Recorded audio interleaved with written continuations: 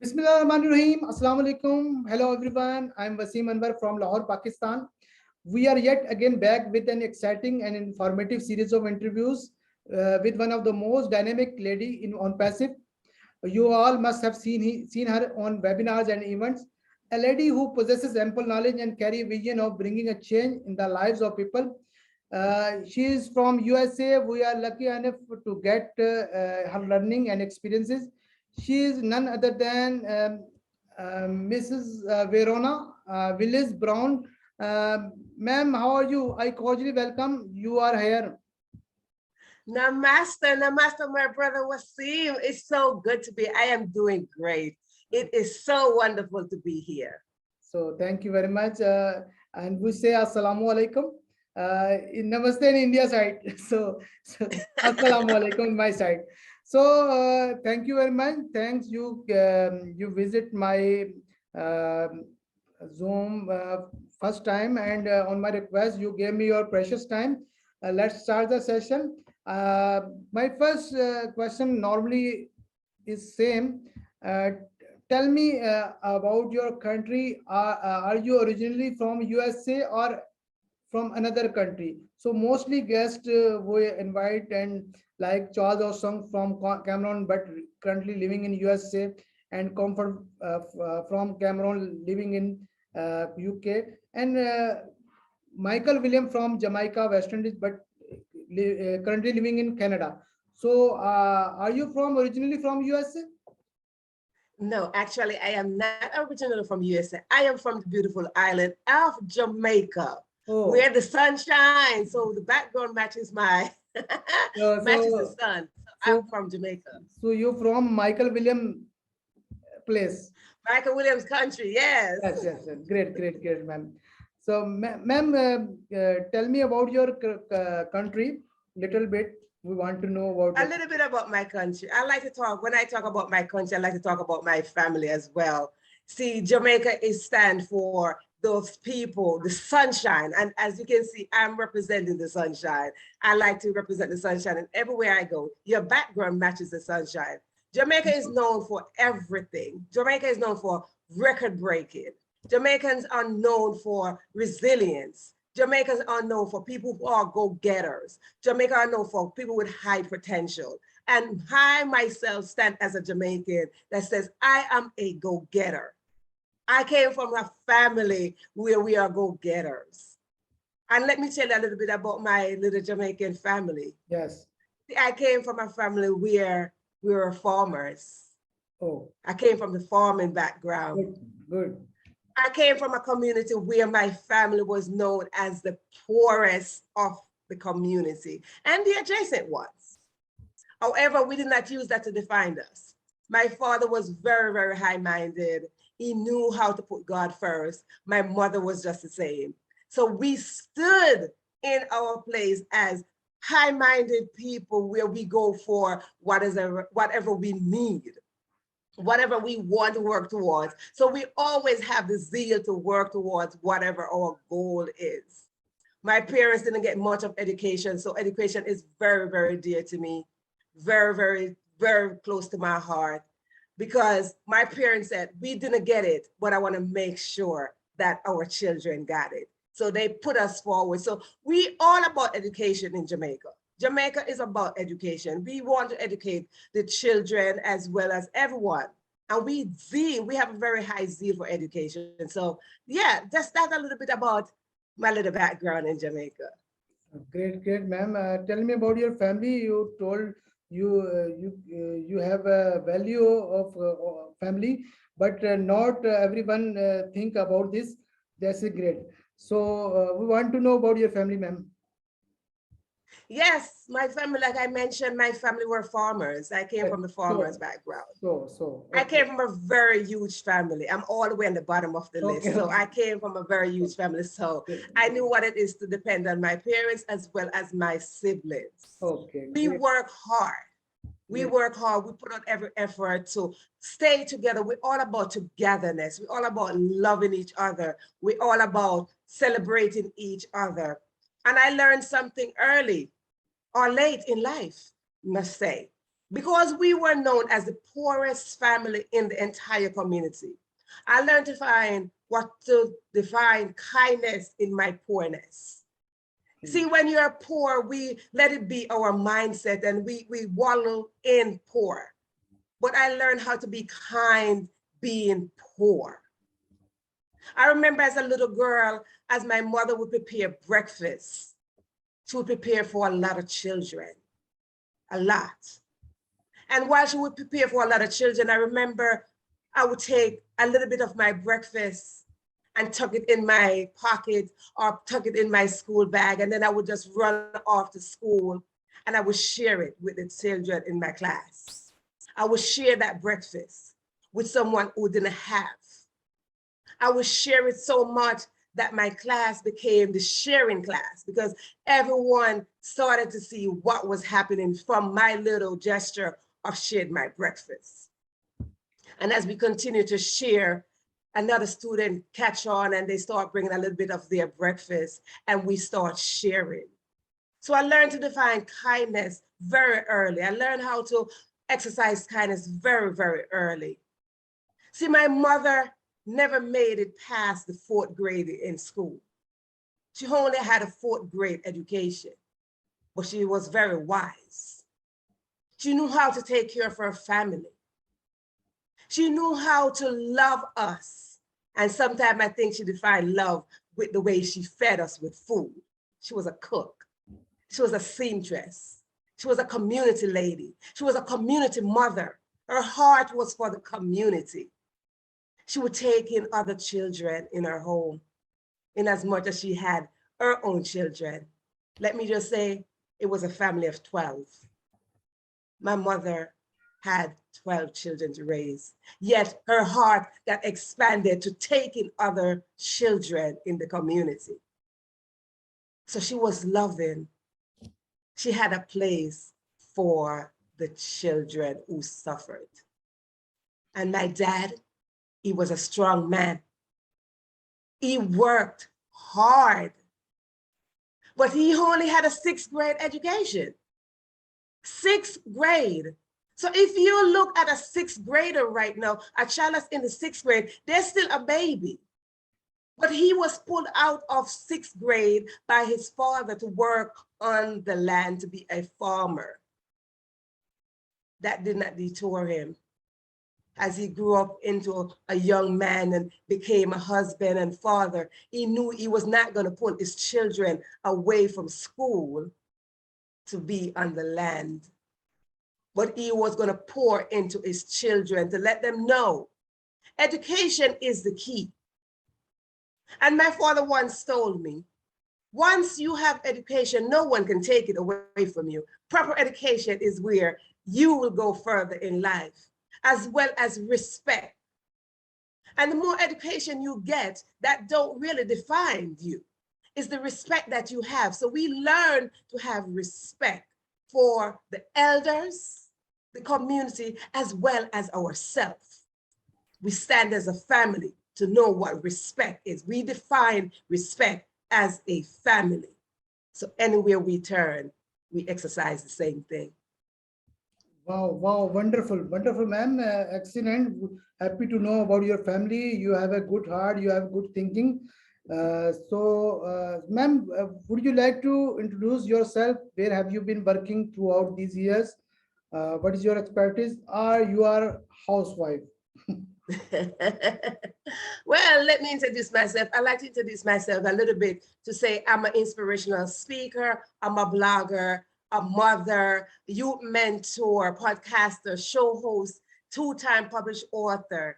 But I really don't use all of that to define me. Those are only accomplishments I accomplished throughout the years. But what others don't know about me is that I was a struggling single mom. I was that mom who knew what it is to have my child on my hip to do everything that I need to do. I was that mother who sat in my parents' house to raise my daughter. I was that mother who had to sit in shame of my parents, knowing that I had my child out of wedlock. I was that daughter who said, I am going to do the best that I can as a daughter to hold up the name of my family. I was that mother who said, I am going to eat from my daughter's plate to know that she will not die being hungry. I was that mother who said, listen, every day going to be a better day. I was that mother that looked at my daughter every day and lay my hand over her and said, things are going to get better. I was that one who looked at my father in that shame and stay within myself. I am going to make something of myself. I will not be that daughter that live in shame because I disappointed you. I disappointed the family of having a child, but I will not walk in shame. So I knew I was going to make a difference somewhere, somehow. So all those titles that I listed, I created those titles. I went after those titles and I accomplished all those things on broken faith. Faith is the substance of the things that you cannot see. But I had a belief system. I believe God. My parents were very spiritual. We grew up spiritual. I believe God. And I knew somewhere it was not time for me to live in shame. So I knew somewhere that when I put my mind to something and my heart aligned to my heart and my mind hold a conversation, I will not live in shame. So I never let shame define me. I never let society define me. I never let the shame and guilt of my parents, mostly my father, define me. I am who I am. And I am Verona Willis-Brown, the one that sits in front of you to say, I am stronger than every situation that presents itself to me. I am more powerful than every circumstances that try to define me. I am greater because greater is in me. When I speak, I don't speak because I got up to speak as this. I speak because I rose up out of my circumstances to define my greatest version of myself. When I show up knowing that I am great, that I can define my moment based on how my mental energy is. When I rise up and look at all those things that I have accomplished, I know that I can accomplish more. I've worked a long time in the field of medical. I've worked for one of the most prestigious places here in the US. Just because I will not name the facility, but I work for one of the most prestigious facility here. And I work with the same ethic as respectful and in the same basis as togetherness, as a team player, to hold the same respect for myself as well as everyone that's around me. Because the same way you do one thing, you will apply the same concept to everything. I knew what love is. I know what perseverance is. I know what resilience is. I know what to be broken is, but I know what it is to grow. And that's what I do. That is how I live myself. Every single day is to grow a little bit more than yesterday. Great, ma'am. Excellent, excellent, ma'am. You are doing excellent, ma'am, and your parents must be proud of you. You must be proud of your parents, and you have a good brought up. And I can see from your thoughts, your vision, and I'm proud of you. So, ma'am, would you like to would you like to tell us your journey with ONPASSIVE? Include when and how did you join ONPASSIVE, and how it has changed your personal and professional life? I love that question because I want to say this. We all have dreams and we all have visions. And ever since I was a little girl, I always have a global mindset. I always have global thinking. I always see myself internationally. So when I sat down and I dreamt of all the global impact that I can make, that I would love to make, I remember just dreaming, and just dreaming. But somewhere along the line, ONPASSIVE dropped in my lap. And I laugh about it because I look back up to God and I laugh. Because one thing I should tell you, God is never, never going to forget your dreams. God himself is time. And ONPASSIVE came into a time on December 27th of last year. ONPASSIVE came and dropped in my lap. And I say dropped in my lap because it seemed like it literally dropped in my lap because my dreams never faded. Me making a global impact never faded. And the person who came and introduced ONPASSIVE to me, it was such a rush. It was like you open a faucet and the water just pour right out. And she came and just, here is something that you got to get on right now. She never explained anything to me, but I felt like I was ready.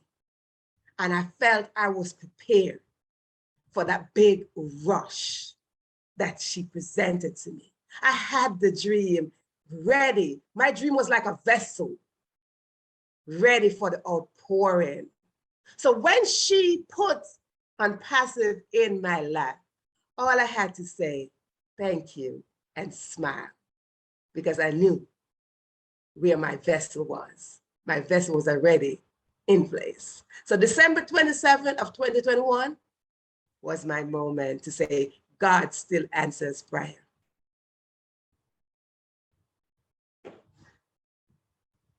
Great, ma'am. Excellent. Ma'am, how do you see ONPASSIVE after launch? How is it going to change the life of people, founders, and customers and businesses all around the world? That's an excellent question, my brother Waseem. That's an excellent question. Because what we have to do is, first of all, I remember seeing Ash for the very first time. And when I saw Ash for the very first time, I didn't see Ash's physical being. I saw Ash's spirit. Ash's spirit opens up to the world.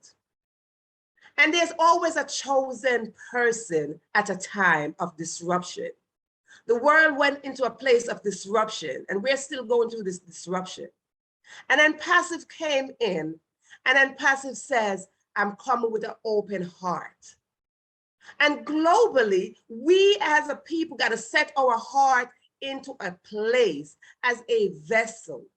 We got to set our heart into a place where we expand our heart, not only to ourselves and only to our family, but to the entire world. We got to work our minds and our heart to see the world as one. And ONPASSIVE, I like the word ONPASSIVE because when I see the word ONPASSIVE, all I'm hearing is positivity. That's the word I'm hearing that coming with ONPASSIVE. Positivity, positivity, positivity. And when you put up the frequency of positivity, it will increase. It will increase, no matter which way you look at it. So ONPASSIVE is coming to change and add a little positivity to the lives of the people that got preserved and reserved for such a time as this. Many died. Many died. But we as a people right here, right now, got reserved and got preserved to experience this positivity, this kind of blessing, this moment. My brothers and sisters, as you listen to me, set your heart into that place to know that you, yes, you, were preserved for now. You didn't have to. It was not because you planned anything. It's not that you plan to go to work or school or be a husband or a wife or a father. It was divinely assigned that you were supposed to be here to experience this. You were divinely put together for a moment like this. Many passed, but you got spared. Let's not take it for granted. Great, ma'am. Great, ma'am. Ma'am, you talked about Mr. Ash Mufare. So we all know about Mr. Ash Mufare, the genius, the mastermind of this project. So what is your opinion about him? So everyone has a positive opinion, but I want to know from you. If I could see Ash right now, I think my heart would probably just explode. I don't see Ash as a person of normalcy. Ash is divinely assigned.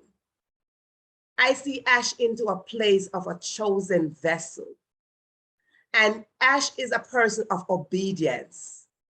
And when we call obedience, obedience comes with whether it is negative or positive. Ash is on an assignment, and each and every one of us have an assignment. And Ash's assignment was given to him before he was born. Ash's assignment was given to him before he was born. Let me say that again. Ash's assignment was given to him before he was born. And whatever stage of life that Ash went through, he stood his ground. He stood his ground and stand there and said, I am going to serve. I am going to serve despite what comes. Whatever trials or tribulation he faced to this point, it made him. It made him. It solidified who he is. A man of God's own heart. A man that says, I love, and love is the most powerful element on this earth. Without love, you do not create anything. And Ash is love. My older description for Ash is, you are love. That is my description to Ash. You are love. Because it's not the words that Ash speaks that let me can define Ash's love. I don't listen to Ash's voice. I listen to Ash's heart. And sometimes we fail to listen to the heart of the people, and we listen to the words flow. But it's not the words that define a person. It is a heart of a man that defines who they are. Excellent, ma'am. Excellent. And no doubt, Mr. Ash, the first CEO who talk about humanity and talk about others, he is not focused only on business, rather than he focus on the other people. So he proved himself when he started the company in $97 with foundership price, but with the passage of time, the product increased, like physical products, data center, and other things. But he didn't increase the foundership price because he care about the people. And recently he announced the package price, and he gave us too much relief for because he think about those people who don't afford the package price. That's something amazing. And recently he gave the foundership IDs, free IDs in Yemen people. So we get the vision of Mr. Ash Mufare. Awesome, sir. So we all know the ONPASSIVE digital products. So what is your favorite product, and why you like it? I know every product has its own importance and like a company, but what is your favorite product? I don't like to call anything favorite. The thing is, I came from a very big family, and I don't think my parents had a favorite child. So I try not to pick a favorite out of a group of things or a group of people. So I try to just stay and take everything in. I take everything in. And the only thing I might say, oh, maybe a fruit is a favorite fruit or something, but I try not to have a favorite of anything. I just try to embrace everything. I take everything in, right? So I look at all the products and I watch the functionality of all of them. And I try not to pick one. I try my hardest not to pick one and say, oh, that will be my favorite or that will be my favorite. No. However, education is very dear to my heart. Education is very dear to my heart. I mentioned to you that my parents didn't have much of it, and my father told me over and over, once you have a proper education, no one will take it away from you. So I like to spotlight something. I like to spotlight Academy. I like to spotlight that because it's saying our future looks bright. It is saying that our children will have a very bright future. It is saying to the children out there, no one will take this away from you. It is saying that to those who want to accomplish something, those who want to expand their minds into a place of intellect, no one can take this away from you. This is your time. This is your time to learn. And not knowledge is power, but applied knowledge is power. When you get knowledge, don't just take it and put it somewhere. Apply it accordingly. So when you look at Academy and see the value that it will bring to change the way education is displayed, the way education is dashed out, the way education is dissected. My youth, not only in Jamaica, but the entire world will be affected by this positively. The youth of the world will be a better place. When you learn something and you apply that, the world will be a better place. And I look at struggling mothers. As I mentioned, I was a struggling single mom. I look at struggling mothers who cannot go out to a regular job because they have to stay home with their children. I look at struggling mother who cannot hold down a regular job because they don't have a babysitter. I look at struggling mothers who saying, should I pick between school or my job? And this will allow mothers, struggling fathers, struggling parents to stay at home and attend to their family, to stay at home and make sure that their children are educated as well as they can be educators as well. Education is for all of us, and no one should be robbed of education. No one. We were born to be educated. We were born to learn. We were born to grow. And when we have something like this, it is a time for us to grow. I came from a farmer's background, and I know what it is to watch the products planted in the ground and watch it grow. It's time for us to grow. It is time for us to spread the cultivation of the ground and grow. Excellent. I get emotional because these are dear to my heart. These are the things that I hold dear to my heart. These are the things that I promised my father on his dying bed, that I will hold up his legacy. I will carry his legacy and expand it in any way that I can. And if that is to stay on an ONPASSIVE platform, and if that is to sit on this interview with you, my brother, and shed the tears of gratitude and humility, that is what I will do.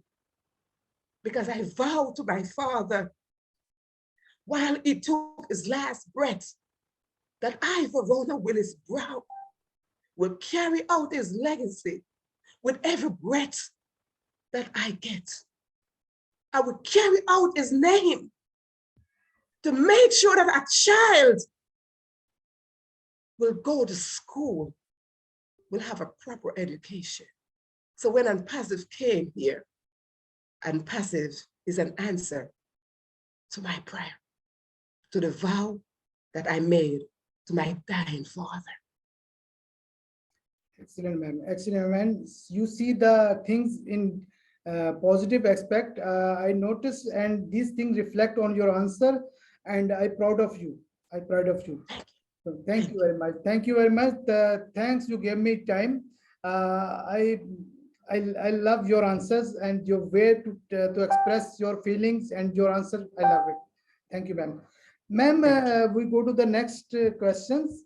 So one more most important product, OBLESS. So how OBLESS will impact on human life? How do you see? OBLESS by itself is just, it defines itself. It defines itself, the whole blessing. It defines itself as a blessing. There's no other way to describe OBLESS but blessings.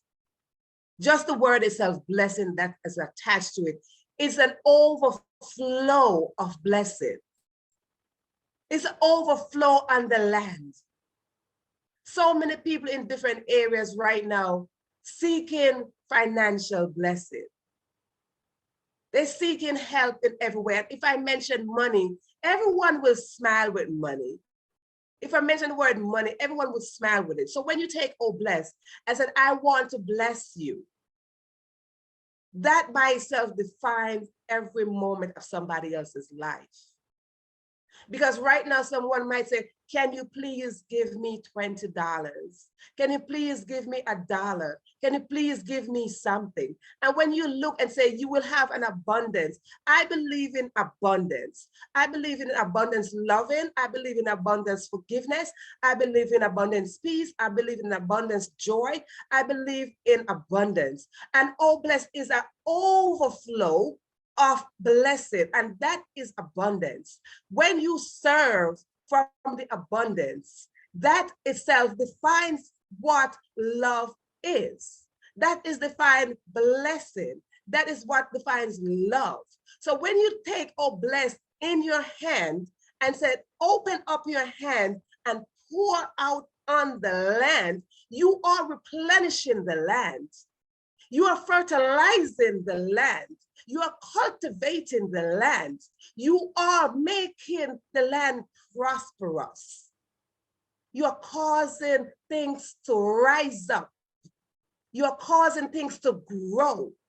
You're causing people's life to become a farm that produce not only one thing, but it will produce majority of things. It will produce more than one fruit and vegetable.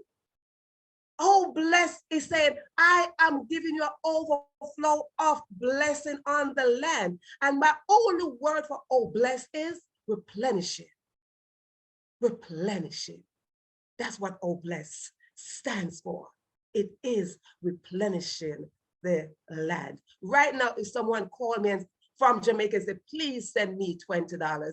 I know, but I sit there with OBLESS. I don't have to cry myself out and say, I don't have it. Because it will be easy flow. It will be an easy flow, and I don't have to think about fees being deducted. I don't have to think about anything. I don't have to think about deduction, because when I am giving, I am not giving where something is being deducted, because I like to say I was never good in mathematics. So I like to add. I don't like that subtraction. So if I am giving you something, I don't want anything to be subject and to be subtracted from it. If I'm going to give you love, my brother, I am going to give you a full dose of love. I don't want nothing to dissect and take away and subtract from it. So when I'm blessing someone, I want to bless them from an overflow. I want to bless them even from the little bit that I have right now. So when I'm blessing someone, yeah, oh bless, it couldn't have been a better word. But I just like to put in parentheses, replenish the earth, because that's what oh bless will do. It will replenish the earth. Excellent, excellent, ma'am. Excellent, ma'am. Excellent sayings. So we go to the next question. My next question is: we have seen the massive marketing campaign ran in Dubai and Burj Khalifa, and recently we have seen the events, physical events as well in UK and Ireland and Germany. And Mr. Charles Osong went to Cameroon and have done a wonderful event. So, what do you think about the impact it has left the overall standing of ONPASSIVE? And did you feel any kind of change in terms of people coming and asking about after these events and branding?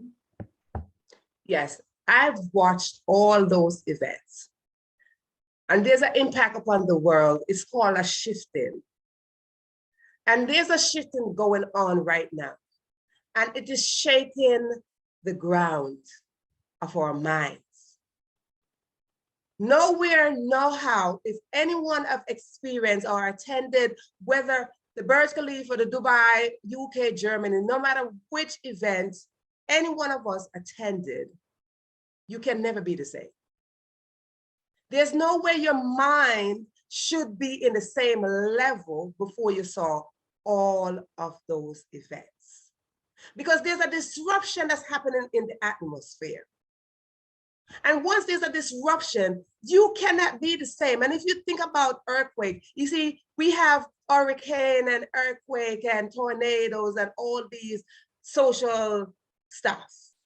And when we have these things, there's no way you can be the same after those events. So I like to put the same concept to ONPASSIVE and all these events. Once you have seen these events, once you have attended these events, whether you watch them online or in person, you cannot be the same because there should be a disruption going on in your mind as well as in your heart. Whatever situation you were in before and you experience these, I would like to tell you this. Shift gear, because your life should never be the same from day to day, as well as from those events. I'm still watching those events and I'm still grasping those events. Why? Because it defined the disruption on the land. It defined the disruption in your spirit. It defined the disruption in your mind. It defined the disruption in your future. It defined your disruption now. So the impact is great. It is powerful. It is unstoppable. Great, ma'am. Great, ma'am. Ma'am, last question. As we all know, foundership has been closed forever. So what do you see in coming month, coming phase next? What do you see? I like to see things far off. I like to see things far out. And I think somewhere as says this, as says I see things from the future, or I speak of the future. Ash, I'm sorry if I'm quoting you incorrectly, but I like to see things in the future. I look ahead. And when we look ahead, we got to see how things going for us, individually as well as collectively. ONPASSIVE is saying for the future. Let me speak for ONPASSIVE for the future, because the future is here. The future is now. So if you don't accept your future, simply mean you don't accept your now. And that's how you're going to define ONPASSIVE in the future. That is how I see ONPASSIVE in the future, because I don't see with my natural eyes. I see with my spiritual eyes that the future is already here. Let us embrace the future. Great, ma'am. Great, ma'am. Ma'am, in last, any message for founders, especially for Pakistani founders? Yes, I like the word founders because there was a saying that says finders keepers. And when you find something, it belongs to you. And the word found is coming in the same concept that you found something. So when you find something, please keep it. You found and passive. So you are a founder. Founder, you found and passive. You found your dreams. You found your vision. You found that which you long for. And that is us right here, a family. You found something called positivity. You found something that defined your mental energy where you raise the frequency above your situation. You found love. You found your smile. Many founders right now are smiling. Many founders right now are writing their goals and their intention of what they want to do. Many founders right now are saying, I really, really thank God that ONPASSIVE came. Many founders right now are saying, I found where I belong. And that is how I would like to say to each and every one of you, finding your place on this earth is the best thing. Finding your place defines who you really are. Finding your purpose, your passion, that defines why you're really here. So my brothers and sisters in Pakistan, let me speak directly to you. I want to say to you, no matter what, no matter where, no matter your family situation, your family dynamics, no matter social injustice, no matter governmental definition, no matter what the economic says, no matter what your family says, at the end of the day, you must define who you are as individual. Take an inventory look at yourself every single day. Search yourself from the inside and say, if I'm kind enough, if I'm loving enough, if I'm smart enough, if I'm good enough, if I'm strong enough, my brothers and sisters, that is what makes you, not your country. Your country does not define you. The Almighty, the Creator of us all, is what defines you. And let me tell you, as you listen to me, that Creator creates the greatest of the greatest. That Creator creates co-creator. And I'm just going to encourage you to go every day and create something positive. Go create something that will leave your Creator to smile. That when you go to your bed and sleep, you're at peace. Be at peace with each other. Be at peace with yourself. Be at peace with the Creator. And when you do so, you will have a better country. Just remember, the country does not define you. Your circumstances does not define you. The situation that you were born in does not define you. Let me say, women of Pakistan, men of Pakistan, come forth and live out your full potential. Thank you. Thank you so much for your kind and precious word. It was awesome and formative and a very motivational session, and I really enjoyed it. Inshallah, we'll see you in next any session. So we are so in it to win it. I'll see you in next session. Thank you very much. Thank you so much for having me, Brother Waseem. Thank you so much. My heart goes out to you, and all the best to wherever you are going on this journey. Remember, you are not alone. Thank you. Thank you very much. Thank you very much. Bye-bye. Bye-bye.